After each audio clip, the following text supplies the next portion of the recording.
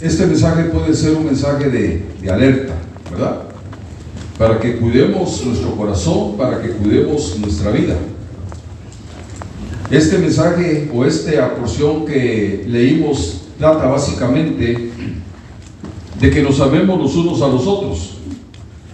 Y hay una regla, hay un patrón que es muy seguido por Juan en esta primera epístola, y es el manejo de los contrastes.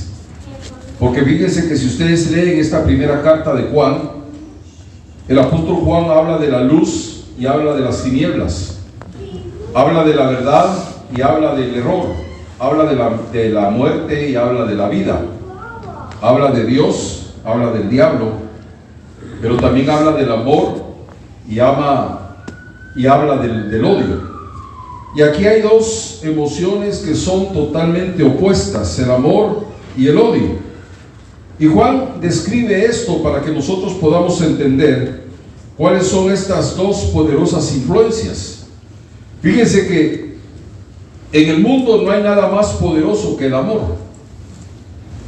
Y en contraste también no hay nada más poderoso que el odio. Miren cómo el odio, hermanos, se ha extendido, cómo se ha multiplicado el odio en el mundo. Todos los días, hermanos, hay muertes, hay asesinatos. Todos los días, hermanos, hay violencia. Miremos cómo están las guerras y todo esto, hermanos, por causa del odio, porque el odio, hermanos, es poderoso. Pero ya lo dije, también el amor, hermanos, es poderoso. Y después del amor de Dios, la Biblia nos dice que el otro amor importante que deberá de haber en nosotros es el amor por nuestros hermanos. En el capítulo 22, versículo 36 del Evangelio de Mateo, se acercó un fariseo y le dice a Jesús: Maestro, ¿cuál es el grande mandamiento en la ley? Y Jesús le dijo: amarás al Señor tu Dios con todo tu corazón, con toda tu alma y con toda tu mente. Y el segundo, le dijo, este es el primer y el grande mandamiento, pero el segundo, le dijo Jesús al fariseo, es semejante a este: amarás a tu prójimo como a ti mismo. Fíjense que el apóstol Juan, porque el apóstol Juan habla cosas preciosas acerca del amor, pero Juan en el principio no era amoroso, no era una persona pues que tenía mucho amor, ¿verdad? No tenía tanto amor hacia otras personas.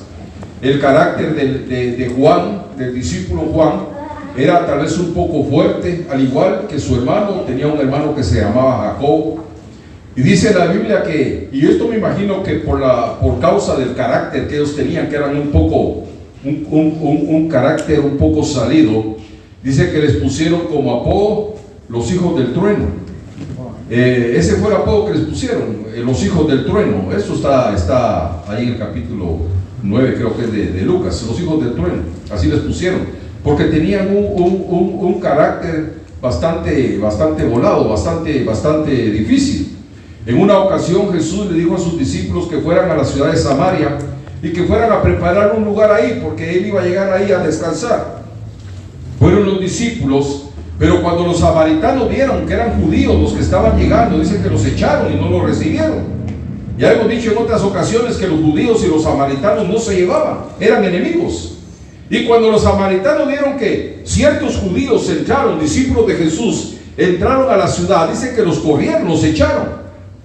Cuando Juan oyó esto, cuando oyó estas palabras de que los habían echado, a los otros discípulos los habían echado de Samaria, ustedes saben la historia, dice la Biblia que se acerca Juan y le dice a Jesús: Señor, ¿quieres que mandemos que descienda fuego del cielo como lo hizo Elías y que consuma a todos estos?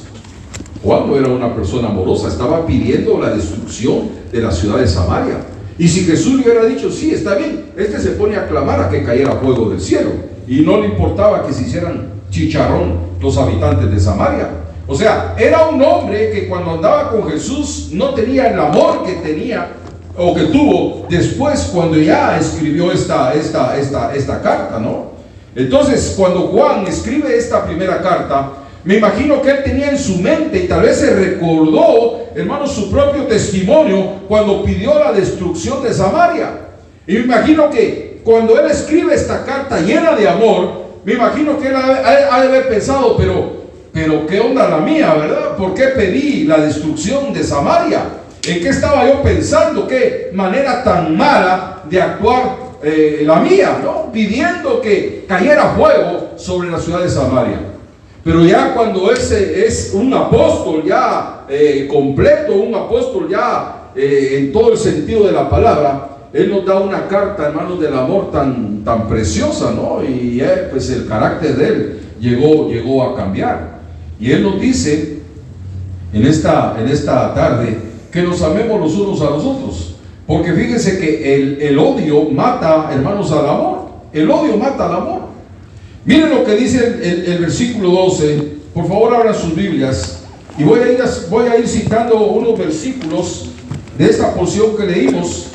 Pero miren lo que dice el versículo 11, lo que el apóstol Juan nos dice en este versículo.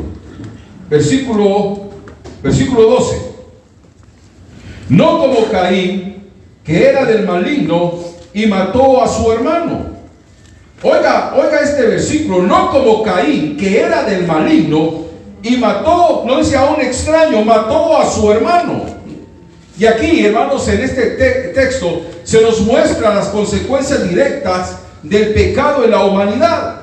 Se lleva a cabo, hermanos, el primer crimen. Se lleva a cabo el primer homicidio, ¿verdad? Un homicidio cuando una persona voluntariamente mata a otra. Y fíjense, si ustedes se dan cuenta, van a ver que el primer crimen, el primer homicidio se llevó a cabo después de un culto de adoración. Después de que ellos estuvieron delante de la presencia de Dios y que Dios vio sus ofrendas, después de eso dice la Biblia que este Caín mata a su hermano.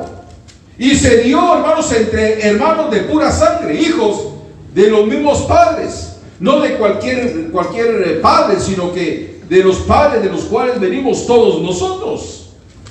Porque el primer pecado, hermanos, fue visible, ¿verdad? Y fue el de un homicidio. ¿Por qué no fue un pecado diferente? Cualquier otro pecado tal vez se hubiera podido haber arreglado, ¿no? Se hubiera podido haber reparado. Pero, hermanos, ¿quién iba a reparar un pecado de homicidio? ¿A quién se le devuelve la vida después de que se la han quitado? Y eso fue un pecado tremendo. Un hermano, mire qué tremendo, matando a otro hermano, teniendo la misma sangre, siendo hijos de los mismos padres. Pero todo esto sucedió, hermanos, en el corazón de Caín, porque el corazón de Caín estaba lleno de odio. Y este ejemplo que nos pone el apóstol Juan, hermanos, es muy elocuente, porque el odio llega a matar, hermanos, al amor. Cuando hay odio, el odio mata al amor. Y miren lo que dice el versículo 15. Observemos lo que el apóstol describe, hermanos, o cómo describe a un homicida. Cualquiera que aborrece a su hermano es homicida. Y sabéis, oiga, lea esto. Y sabéis que ningún homicida tiene vida eterna. Y este es un versículo bastante serio. Este es un versículo bastante importante. Porque si bien es cierto, hermanos, que Caín le propinó a su hermano una muerte física, a su hermano Abel, Juan nos está alertando en esta tarde acerca del espíritu de Caín, hermanos, que puede andar rondando ciertos corazones, ¿verdad? Y que puede poner, hermanos, odio, que puede poner rencor, aún que puede poner menosprecio contra otro hermano. A eso le podemos llamar espíritu de Caín. Un hombre que se levantó contra su propio hermano. El menosprecio hacia otro hermano, el que menospreciemos a otro hermano, el que tratemos con indiferencia a otro hermano. Óigame, y se lo voy a leer más adelantito. Eso pone en duda de que yo sea un verdadero cristiano. Es que el rencor, el resentimiento, eso es terrible. Si yo tengo un rencor contra un hermano o rencor contra cualquiera, eso es como que si yo me estuviera tomando traguitos de veneno esperando que sea aquel el que se muera. El que se va a morir no va a ser aquel, voy a ser yo. porque yo soy el que estoy tomando ese veneno. Entonces, esto es bastante mal, pues. Miren lo que dice el versículo 12 en la segunda parte. ¿Y por qué causa lo mató? Porque sus obras, dice, eran malas. Miren, el apóstol Juan hace la siguiente pregunta: ¿y por qué causa le mató? ¿Por qué Caín mató a Abel? Y él mismo se responde diciendo: porque sus obras eran malas y las de su hermano justas. De acuerdo al capítulo 4 de Génesis, la decisión de Caín de matar a su hermano Abel vino como el resultado de la manera como Dios vio la ofrenda de ellos dos. La Biblia dice que Dios se agradó de la ofrenda de Abel, pero no aceptó la ofrenda de Caín. Abel trajo lo mejor a Dios. Abel trajo la gordura de sus ganados. Trajo el ganado perfecto, el que no tenía enfermedad. Trajo lo mejor que él tenía en sus corrales. Pero no dice lo mismo de la ofrenda de Caín. Y el descontento de Dios se debió a la actitud irresponsable de Caín a la hora de escoger ofrenda para él. Porque Caín le dio a Dios lo que le sobró. Caín le dio a Dios lo que ya no le iba a servir. Caín no le dio a Dios de corazón. Y eso lo vio Dios. Y al hacer esto, al escoger lo peor para Dios, al no escoger lo bueno para Dios, dejando a Dios como de último, todo esto fue porque dice la palabra que sus obras eran malas. Su corazón ya estaba mal, estaba torcido. Caín acumuló irritación, acumuló envidia, acumuló resentimiento. Esto le provocó un odio que lo llevó al deseo de matar a su propio hermano. Por eso en esta tarde la Biblia nos recomienda o nos advierte acerca del espíritu de Caín que pudiera estar presente en la vida de muchos llamados creyentes. Cuando alguien tiene resentimiento contra otro, ese es un espíritu de Caín. ¿Y de qué manera puede estar presente en el corazón de una persona ese espíritu de Caín? Cuando mantengo en mi corazón celos, envidias, rencores y hasta indiferencia hacia mis hermanos, ese es el espíritu de Caín. La Biblia no nos ha llamado a que nos odiemos, la Biblia nos ha llamado a que nos amemos. Hay muchas maneras de matar, hermanos, al amor, el amor. Y Juan nos presenta el espíritu de Caín si es que nos dejamos arrastrar por nuestras propias pasiones y sentimientos negativos. ¿Me están escuchando? Amén. Bueno, es que Dios nos trajo para que nos amemos. Hace poco escuchábamos y de esa iglesia allá en Quetzaltenango que se agarraron duro, hermano Maluquero. Hasta la mamá del pastor, la esposa del pastor, ahí se andaban dando. Al pastor lo mandaron al hospital.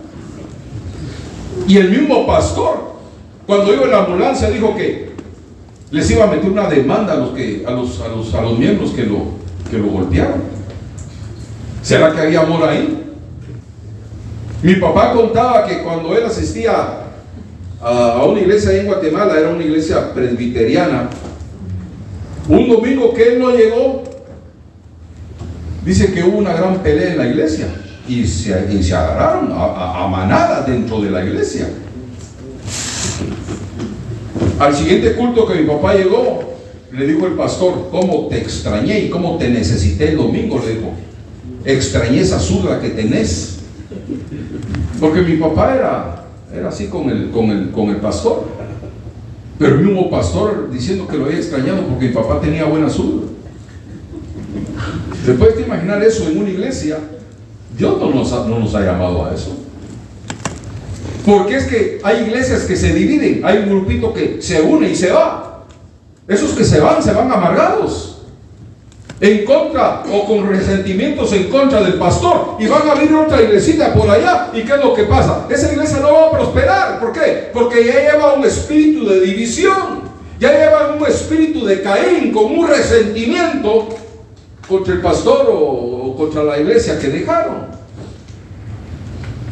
De todo eso nos tenemos que guardar. Al principio, aquí a mi papá le dividieron la iglesia. Hubo alguien que se llevó un grupo de personas y le dividió la iglesia y se llevó a ese grupo de personas. ¿Dónde están? Abrieron la iglesita, abrieron la obra. ¿Dónde están?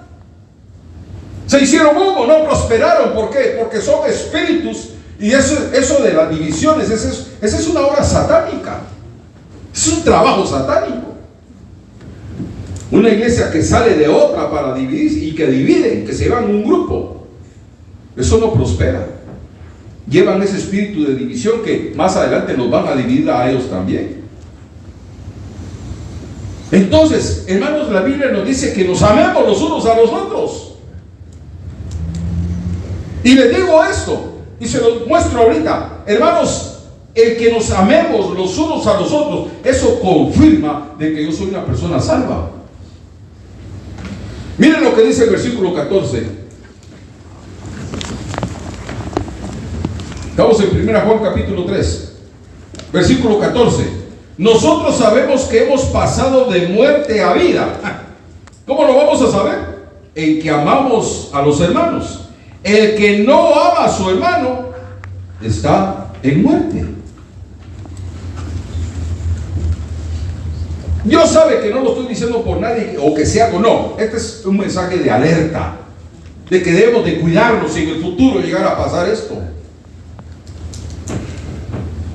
No sé nada, ni me han dicho nada, pero si alguien de casualidad siente esto en su corazón, sacúdase de eso, porque es un espíritu de Caín, es un espíritu malo. Pero nosotros sabemos que hemos pasado de muerte a vida en que amamos a los hermanos. El que no ama a su hermano, oiga, está en muerte. Miren cómo Juan sigue su larga explicación respecto a la importancia de amar a nuestros hermanos. ¿Usted ama al que tiene a la par? Pues sí. Yo era extraño que dijera que no, pero extraña que tiene, ama al que tiene atrás, el que tiene adelante. ¿No creen ustedes que nosotros somos una familia? Amén. El año pasado, cuando hicimos este culto de aniversario, vino una jovencita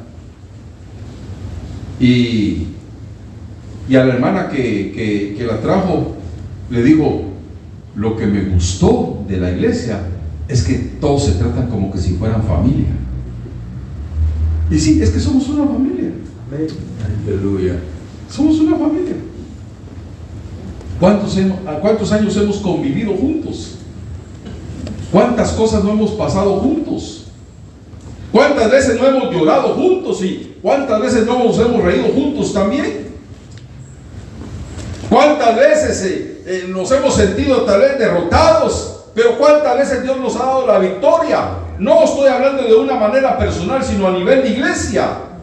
¿Por qué? Porque somos una familia. Y debemos de mantener ese amor entre nosotros. Pero oiga lo que dice el apóstol Juan: la importancia de amarnos los unos a los otros, para que no estemos en el grupo de los homicidas espirituales.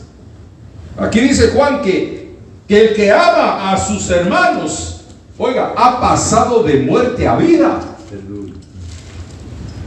Ha pasado de muerte a vida.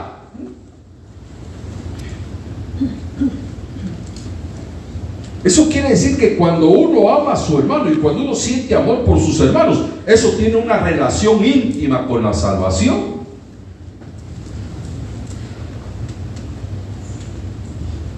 Para que nosotros entendamos y sepamos que en realidad Dios ha hecho algo en nuestra vida, para que nosotros sepamos en realidad que Dios, hermanos, que hemos o que aceptamos a Dios de corazón, que la sangre de Jesucristo nos limpió, que fuimos justificados por fe, que se produjo en nosotros un nuevo nacimiento. Eso lo vamos a saber, hermanos, cuando amamos a nuestros hermanos. Porque, hermanos, un corazón convertido no puede tener amor y odio en su corazón a la misma vez. Ya lo dice la Biblia, ¿verdad? No puede una fuente echar agua amarga y agua dulce al mismo tiempo. Entonces, la Biblia, yo entiendo perfectamente que para que yo entienda que soy salvo, que soy verdaderamente salvo y que se ha producido un nuevo nacimiento en mi vida, la prueba es que amo a mis hermanos. Porque el que no ama a su hermano, dice, permanece en tinieblas. Y miren lo que dice el versículo 13. Versículo 13: hermanos míos, no os maravilléis. La otra versión dice, no os extrañéis si el mundo os aborrece. Es normal que en el mundo haya odio, eso es normal. El mundo está lleno de odio. Lo decía hace un momento, mire tanto asesinato, mire las guerras.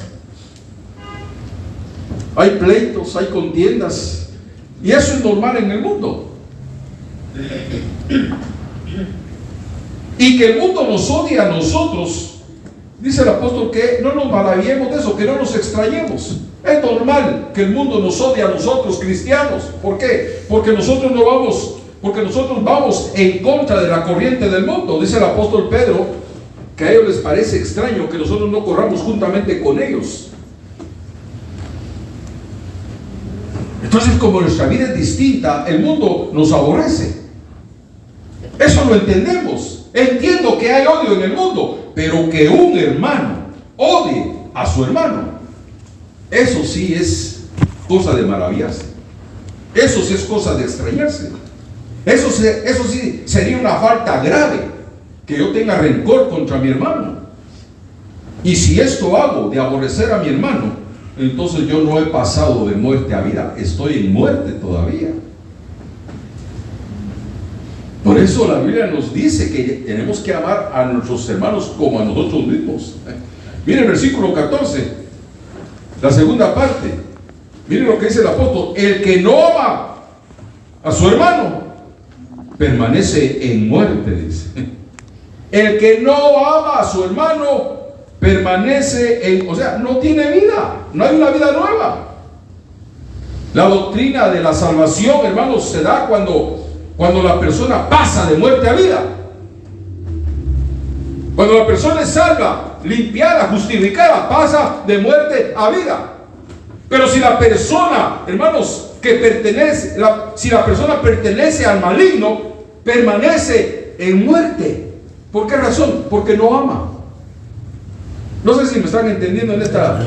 No es un mensaje profundo, pero a veces cuesta un poco poder expresar lo que uno tiene en el corazón. Entonces, la persona que pertenece al maligno, pues es una persona que permanece en muerte. ¿Por qué razón? Porque no ama, porque no hay amor en ella. Porque cuando el amor se manifiesta en una persona, hermanos, esa vida florece. Una persona que tiene amor es una vida alegre, contenta. Una persona que tiene odio, ¿cómo vive? Amargada. Dice que, será cierto o no, pero yo veo que dice que gente, cuando la gente es muy así enojada, muy amargada, que le sale hasta manchas en la cara. ¿Será cierto? ¿Será cierto, hermano Mauro? Sí, va. Como que la cara se empaña de lo enojado, pero el que vive alegre no. Yo leí, no sé si será cierto, bueno, debe ser cierto porque era un artículo médico. Dice que cuando uno llora, si la primera lágrima sale del lado izquierdo es porque uno está llorando de dolor, de tristeza. Y cuando la primera lágrima sale del lado derecho es porque uno está llorando de alegría. ¿Sabes si será cierto? Y no les miento a mí cómo me llora este ojo derecho. De veras.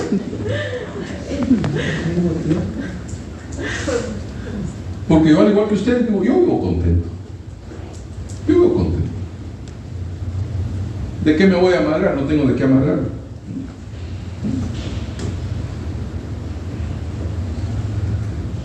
Pero qué terrible es, hermanos, que el amor esté ausente de una vida. Cuando el amor está ausente de una vida, entonces, hermanos, el odio con todas sus terribles consecuencias eso va a ser lo que va a gobernar su vida, pues.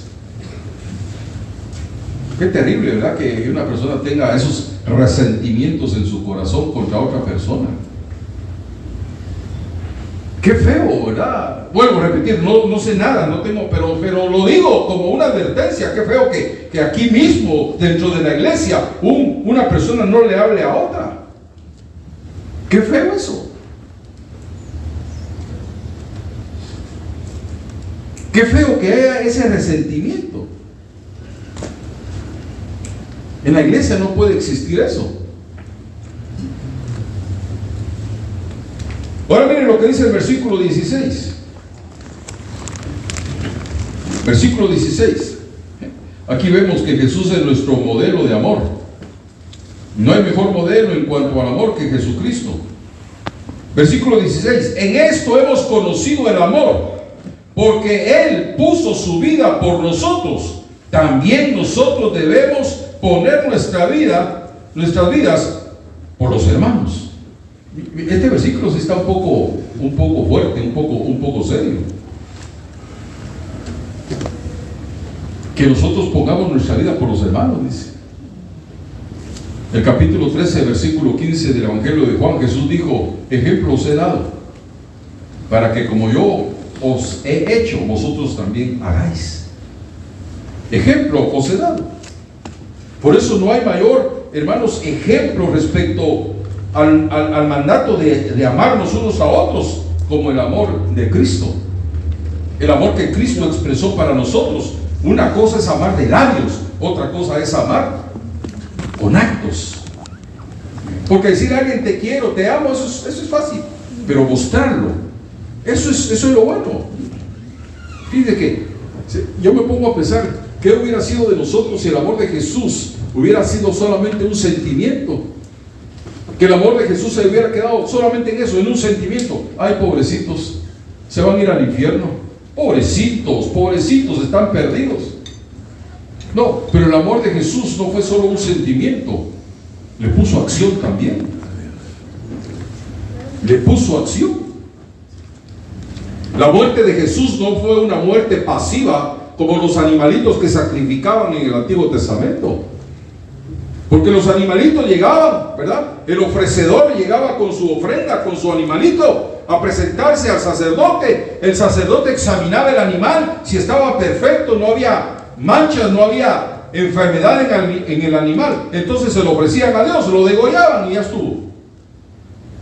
Esa era hasta cierto punto una muerte pasiva, pero la muerte de Jesús no fue pasiva.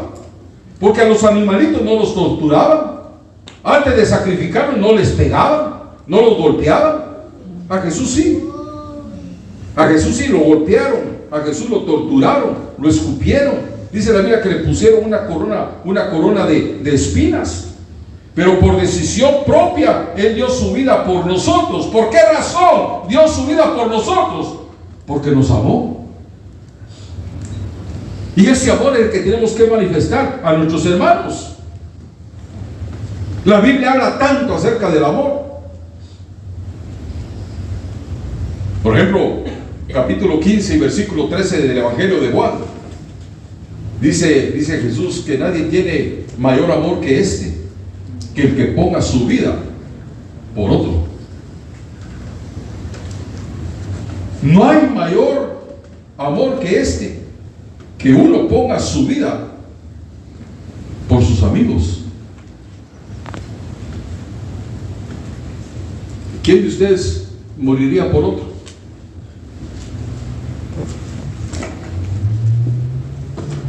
Pues yo cuando estaba leyendo esto, a mí se me vino a la mente que, por ejemplo, en los casos de liberación,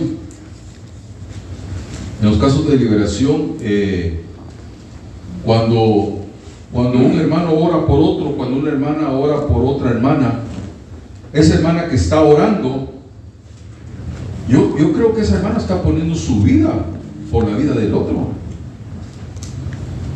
Porque aquel tal vez viene enfermo, viene tal vez cautivo, y el que está orando, su deseo es que quede libre. Y eso no es cosa fácil. Los hermanos que han orado a través del tiempo, y los que oran, los que siguen orando, saben que orar no es fácil. Levantarse tal vez a las 5, 6 de la mañana, agarrar el carro, a lidiar con el tráfico, ir a trabajar 8 horas, después de las 8 horas otra vez de regreso lidiando con el tráfico, tal vez comer a la carrera, corriendo, venirse a la iglesia y meterse al cuarto a orar. Eso no cualquiera lo hace. No todos tienen, todos están capacitados, los que tienen el Espíritu Santo, pero no todos sienten ese deseo de poner su vida por el otro. Por eso, hermano, hermana, si alguna vez han orado por usted, y si alguien se ha sacrificado para que usted sea sana, para que usted sea sano, para que usted sea libre, agradezca eso, porque fue alguien que puso su vida para que usted fuera libre. Eso se agradece. Es que no es fácil pasar ahí 2 horas reprendiendo.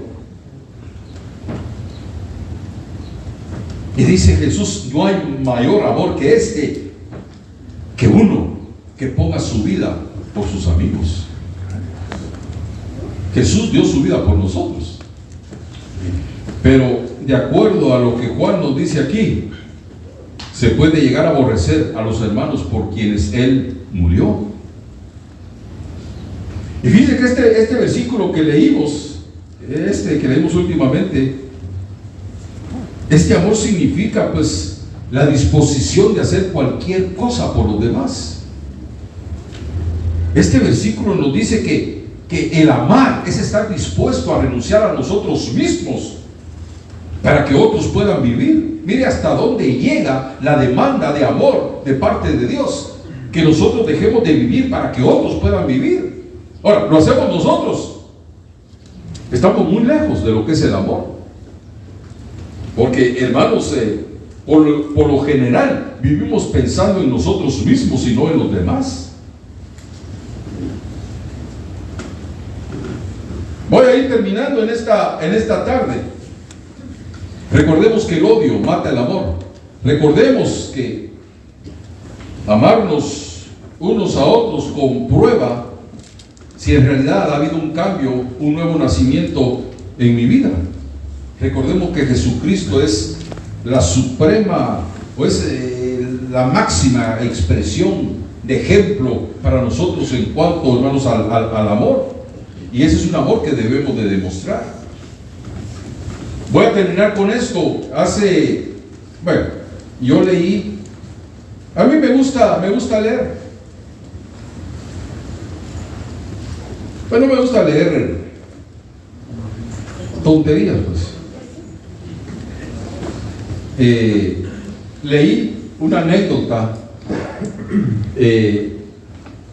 pienso que es verdadera, de un hombre dueño de una casa, y esto dice que pasó en Japón. Y este hombre tenía 10 años que habían construido su casa, pero a los 10 años él quería hacer ciertas reformas en su casa. Había una pared que la tenía que botar para poder llevar a cabo pues el plan que él había predispuesto ya para su casa, ¿no? Entonces había una pared y la empezó a botar. Las paredes, dice que de esa casa eran, me imagino, como las de aquí, ¿verdad? Que aquí se pone una plancha de yeso o de madera, en medio va un espacio, ¿verdad? Donde va el armazón de ¿cómo se le llama, hermano Miguel? ¿Serán vigas o parales? Pues es madera, es un espacio, es un frame que sea... Sí, un marco, ¿verdad? Porque frame no sé qué quiere decir, pero marco sí. Lo mismo. No, yo lo entiendo, hermano. Pues, le pegan aquí una plancha, está ese marco en medio para poder clavar la plancha, y del otro lado, pues lo mismo, ¿verdad? Ponen otra plancha, entonces ya queda la pared. La pared que este hombre estaba botando era una pared de estas, tenía un vacío en medio. Y dice que le empezó a botar. Cuando ya había avanzado bastante en botar la pared, se dio cuenta que ahí en medio, en el marco, en la madera del marco, había una lagartija. Y dice que la lagartija tenía un clavo atravesado en una de sus patitas. Un clavo la había atravesado. Entonces él se quedó viendo, porque la lagartija estaba viva. Entonces dice que él sintió una curiosidad y al mismo tiempo sintió como piedad por aquel animalito, porque este hombre entendió que esa lagartija había estado clavada en su patita por 10 años, desde que construyeron la casa hasta ahora que él la iba a remodelar y estaba botando la pared. Entonces él entendió que la lagartija en ese espacio oscuro, vacío, había sobrevivido por 10 años. Entonces a él dice que eso le llamó mucho la atención, y hasta paró de trabajar y se quedaba viendo. Dice, no entendía cómo aquella lagartija había vivido 10 años clavada de su pata, ¿verdad?, en la pared. Pero cuando él paró, dice, de trabajar, en eso dice que vio que apareció otra lagartija por ahí. Y esta lagartija se fue acercando a la que estaba clavada. Y la que se acercó, dice que llevaba comida en la boca. Comida en la boca. Y entonces le dio, dice, pero él viendo de lejos, le dio de comer a la lagartija que estaba clavada. O sea que esta lagartija que apareció estuvo alimentando por 10 años a la lagartija que estaba clavada. Y ese alimento que le dio por 10 años no la dejó morir. Y a mí me gustó eso que leí, y lo relaciono con esto que he estado predicando, ¿verdad? Que cómo podemos nosotros amar a los demás y dar nuestra vida por los demás. Aquella lagartija por 10 años no la abandonó. Y ese fue, hermanos, el amor de Jesús para nosotros. No nos abandonó. Jesús no dijo que el mundo nos iba a conocer por nuestras predicaciones. Él no dijo eso. Por vuestras predicaciones os conocerán. No, Él no dijo que nos iba a conocer por los milagros, ni mucho menos por el conocimiento que tenemos de la palabra de Dios. ¿Qué dijo Jesús? Juan 13:35. Dijo Jesús: en esto conocerán que sois mis discípulos, en que os améis los unos a los otros. En eso la gente va a conocer que somos discípulos de Jesús, en que nos amemos. Fíjense que Jesús le lavó los pies a sus discípulos la misma noche en que iba a ser entregado. Y sabiendo que Pedro lo iba a traicionar, le lavó los pies. Sabiendo que Judas lo iba a entregar por unas monedas de plata, le lavó los pies. Porque para Jesús el amor no significaba bonitas palabras, sino que actos humildes y radicales. Y les expresó su amor aún a aquellos que lo iban a traicionar. Por eso el apóstol Pablo nos dice en 1 Tesalonicenses capítulo 4 versículo 9: pero acerca del amor fraternal no tenéis necesidad, hermanos, que yo os escriba, porque vosotros mismos sabéis, porque vosotros mismos habéis aprendido de Dios, que os améis los unos a los otros.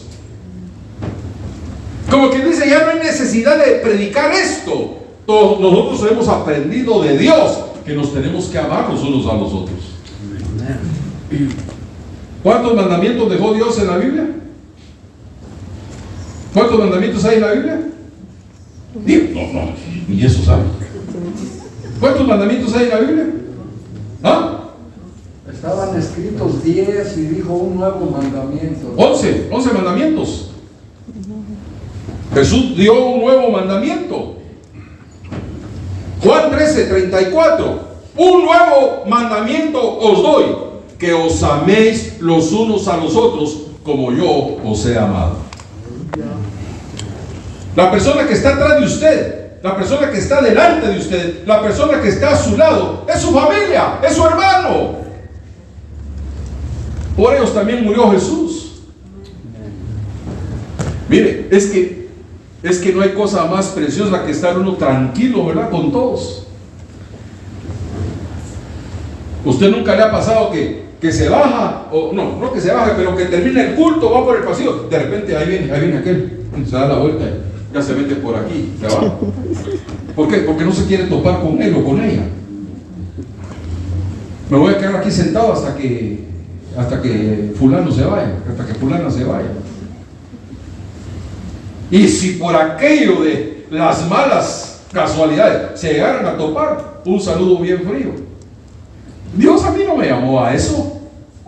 Dios me llamó a que los ame. Dios lo llamó a usted para que me ame. No para que me critique, no para que me señale, para que me cubra y para que me ame. ¿Verdad?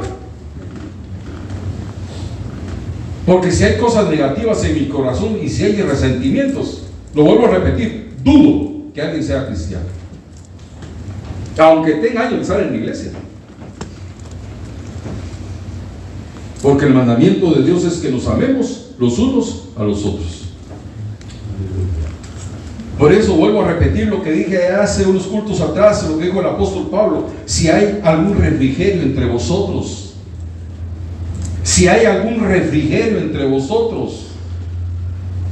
El refrigerio es poderle dar la mano a alguien con todo el corazón, con toda sinceridad.